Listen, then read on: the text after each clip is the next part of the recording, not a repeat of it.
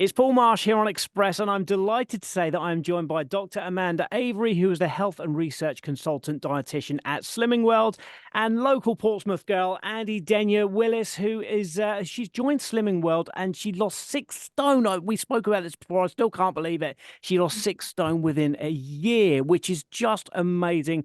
Thank you so much for joining me. Hello, Paul. Thank you. Hi. So we're going to be talking about food FOMO today, and food FOMO stops half of adults from trying to lose weight. Now, I understand that. I completely get this because I think I enjoy my food and I enjoy all the food that I shouldn't enjoy, the same as what we all do. But there's one statement here that has shocked me, and it's saddened me, and it's disappointed me. And it is the fact that more women fear missing out on their Sunday roast than they do going without sex. Very saddened and disappointed about that. You read that line, Paul, obviously.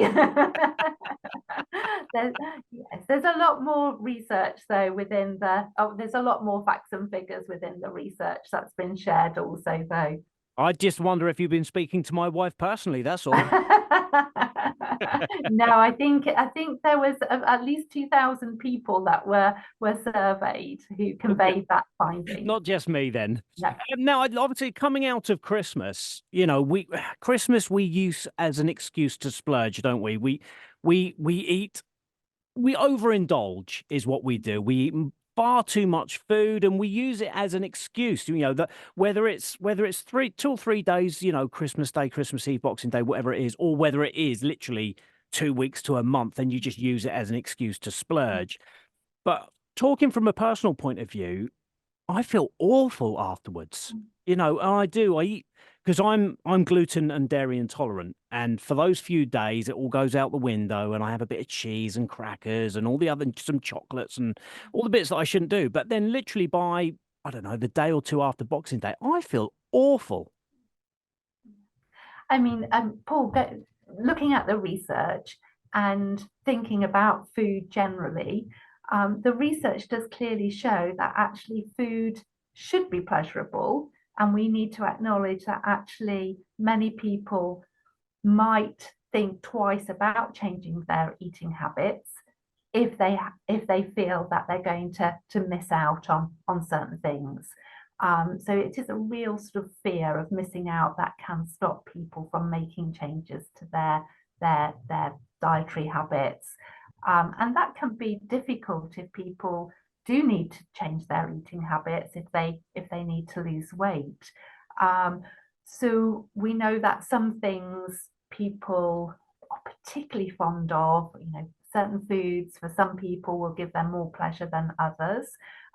You mentioned cheese. That's often a food that people find pleasure in, and you clearly did for the few days over Christmas.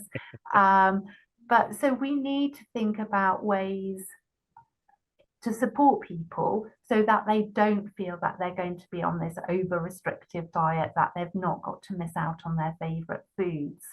And so support's required that enables people to think we can still enjoy food, we can still get pleasure from food, whilst actually perhaps reducing their energy intake. And actually probably having a more nutritious diet that makes them feel better about their eating as well. So, it's a double win, hopefully, but the right support is required, and people need to have the right mindset to perhaps change their eating habits, the way they cook as well, perhaps, so that they can still get that pleasure, and also that feel good factor as well, so that you're not felt that you don't feel as if you're really lethargic and not feeling that great about yourself afterwards. Andi, do you for yourself personally, do you feel that it's better to maybe substitute certain things or just have smaller doses of certain things? What do you feel works best for you? I find not telling myself I can't have something will help, because as soon as I tell myself I can't have something, then I'm going to want it even more. Luckily on Slimming World, nothing's off limits. So if I wanted a bit of cheese, luckily that's part of my healthy extra, so I'm okay with that. If I want chocolate, then I can have it still. But I think with anything, with any healthy lifestyle, it's everything in moderation, isn't it, really? Yeah, yeah, and especially like you say with the FOMO, when we think about, to be honest, whatever it is, it doesn't have to be food. It could be, a lot of people do dry January, for example, but then they go, oh, well, it's my mate Steve's birthday on January the 14th, and if I do that, I won't be able to have a pint. You find these excuses that you don't have to find because, like you mentioned, Dr. Avery, there's support out there for people all the time, isn't there? Yeah, and also I think, a fear of missing out on social occasions was one of the other finding as well, which social occasions, normally involve either food and or alcohol in various quantities and different types. But, it's important that social occasions should still be enjoyed. They're part of our life. We need to accept that, changing our eating habits and our general sort of lifestyle behaviors needs to be sustainable.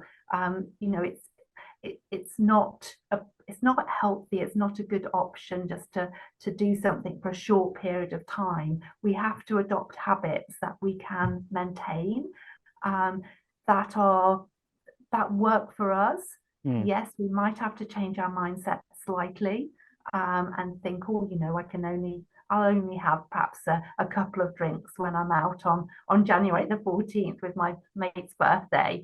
But, still important to go because pleasure is important. We need to build pleasure into our everyday lives. Pleasure, we need to be happy about what we're doing, don't we? So yesterday I spoke to mental health expert Noel McDermott, and we spoke about New Year's Eve. Oh, sorry, not New Year's Eve, New Year's resolutions.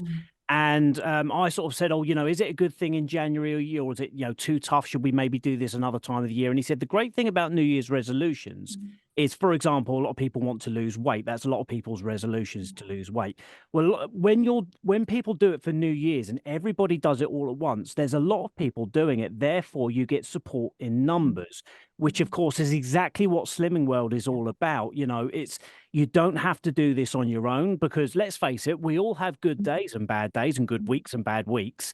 So when you are going through a bad period and you're thinking to yourself, I can't do this, I want to go and splurge on whatever else it is, you're going to have a support network there to help you through it, aren't you? Yeah, a support network is so important. I think you've expressed that brilliantly, Paul, in terms of the benefits. That having that network, that support network of people who are in a similar position, who can share ideas, what they do in certain situations with other people who are perhaps struggling, it is really quite powerful. And Andi can tell a lot more because she obviously runs she runs a support group, and supports many people with similar struggles. And there's a lot of power in that. Group really is where the magic happens because we're a group of like-minded people and we all want the same thing. No one wants to see anyone struggle. So that's when coming to group can help with if you are going out, because we do go out, we're eating out more than we've ever done before. Then we can help you with top swaps and all different things like that. So the support is always there. And I can guarantee to my members that if they come in feeling rubbish, they're going to leave feeling 10 feet tall. Because we just change the way you feel about yourself. Because yes, there might be a gain on the scales, or you might feel it's not working, but it will. Like things will turn around, and we can get you back on track. And you don't get that support when you're doing it on your own. Do you think that's the difference? Do you think it's those top tips that really make the difference? So when you look at, for example, a roast dinner. Now, I personally wouldn't have thought a roast dinner would be particularly unhealthy because it's a lot of veg, but clearly there are probably things in there that are unhealthy. But then you've obviously got other bits, like we mentioned, chocolate and then takeaways and bits and pieces like that. Do you think that's the big thing that, the people that join Slimming World, that they're going to get those top tips so that when you crave a fish and chips or whatever it is, you go, right, okay, you can have it, but do this.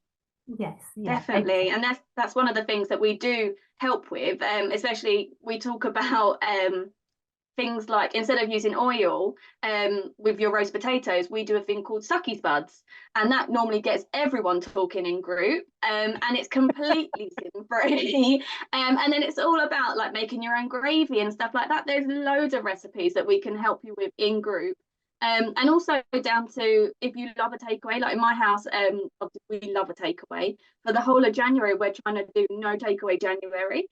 So every weekend, me and the kids are gonna, and my husband, I've broken him in, are gonna do takeaways. And that's all things that we'll be able to get from the recipe books that are in group as well. So yeah, it's just an all-round support package, really.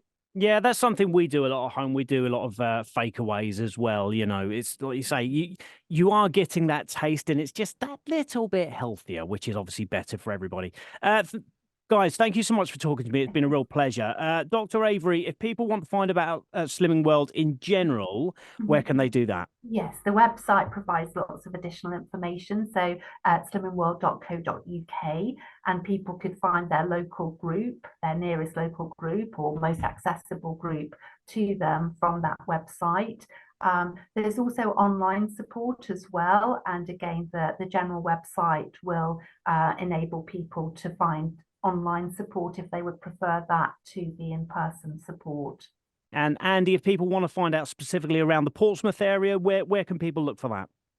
We have groups, and we have a brand new group just opened up in the Stamshore and Tipner area on a Wednesday evening, which is so exciting. But we also have them in Southsea, in Baffins, and I run my own groups in Havant and Bedhampton as well. So we are everywhere, but definitely go on slimmingworld.co.uk to find your local group. Dr. Amanda Avery, Andi Denyer Willis, thank you so much for talking to me. Not only have you helped me personally, but I'm sure that we've helped lots of listeners right now as well. So thank you so much. Thank you, Paul.